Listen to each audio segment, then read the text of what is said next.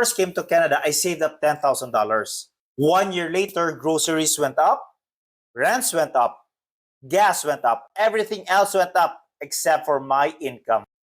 My 10K didn't grow, but everything else did. I felt like I was saving just to keep up. Inflation each year averages 2 to 3%.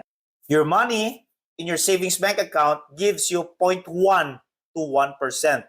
You lose money every single year just by saving your money in the bank.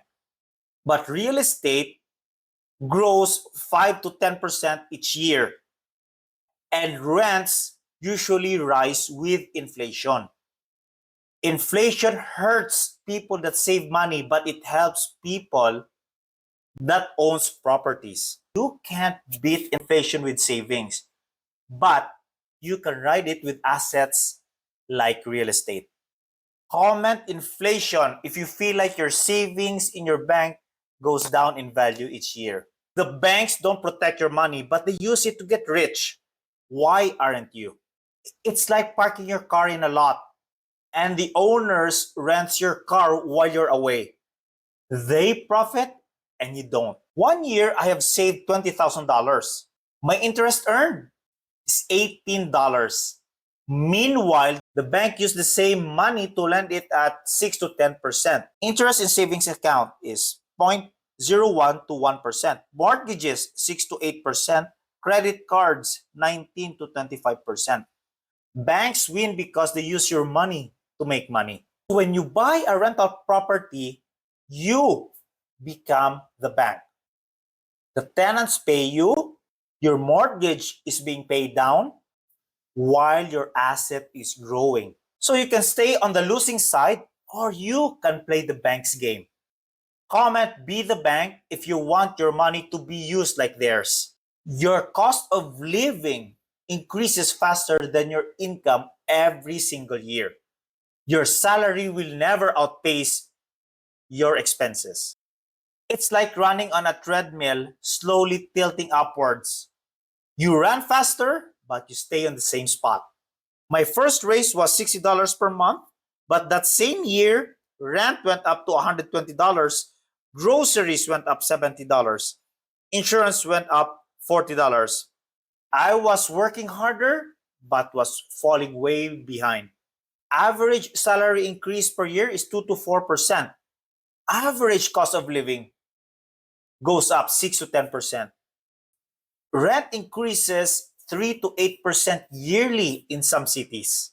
Here's how real estate can help you. When you buy the right properties, it gives you appreciation and cash flow. Not only that, it also gives you mortgage pay down, which increases your equity in your property each month. So even if your job stays flat,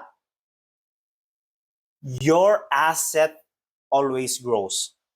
You can never depend on salary alone. You need income that grows faster, and rental properties do that. Comment gap if you feel like your expenses are outpacing your paycheck. One emergency can wipe out everything you have saved. It's like building a sandcastle for hours. One big wave can wipe it out in an instant. Here's a story. A friend of mine saved $200,000 over several years. One emergency, 4 days later, that $200,000 is gone, is wiped out. Years of hard work gone in 4 days. He had to start over from zero. 75% of people have less than 3 months of emergency savings. Medical bills can hit 100 to 400,000 easily. Here's the good part if you have real estate. If you have cash flowing rentals, your rent income replaces the drained savings. Your equity still continues to grow. Your asset stays intact, is still there, and you recover from an emergency much faster. Savings can disappear with just one emergency. Cash flowing assets can give you that security backup. Share this video with someone who needs this wake-up call. No one gets wealthy by saving, only by investing. Saving money doesn't build wealth, investing does. Saving is like storing seeds. Investing is like planting them so they can multiply. I've saved $500 each month for years. It felt good, but it didn't grow. Then I bought my first rental property and suddenly I had cash flow, appreciation, mortgage paydown, tax benefits. One property grew faster than 10 years of savings. Saving $500 per month at 1% is $132,000 in 20 years. But investing at 8% per year is $294,000 in 20 years. So savings alone doesn't compound.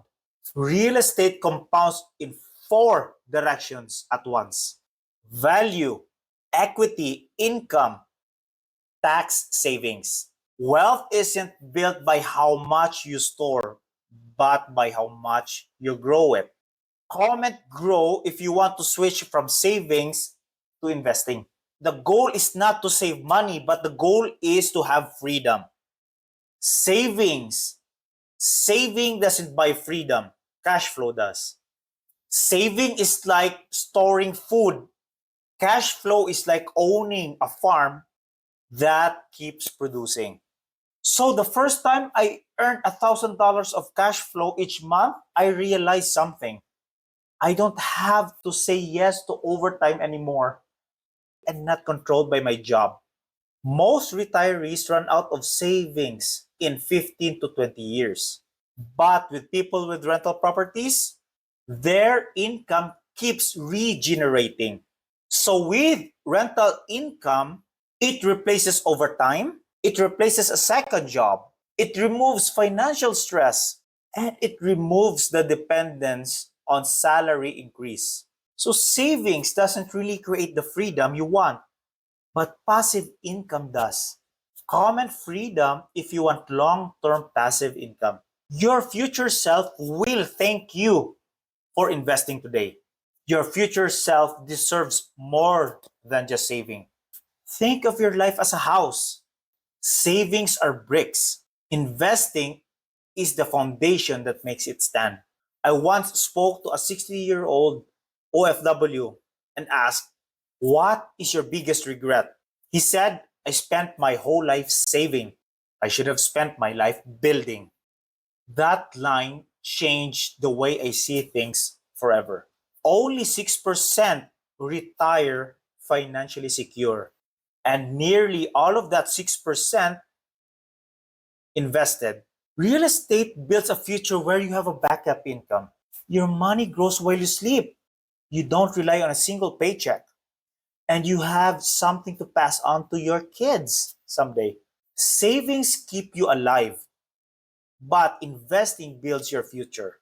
Share this video so more people will stop depending on saving alone. These were the 7 reasons why saving alone isn't enough, and how real estate fills every gap. Don't forget to follow for more life, money, mindset, and real estate tips.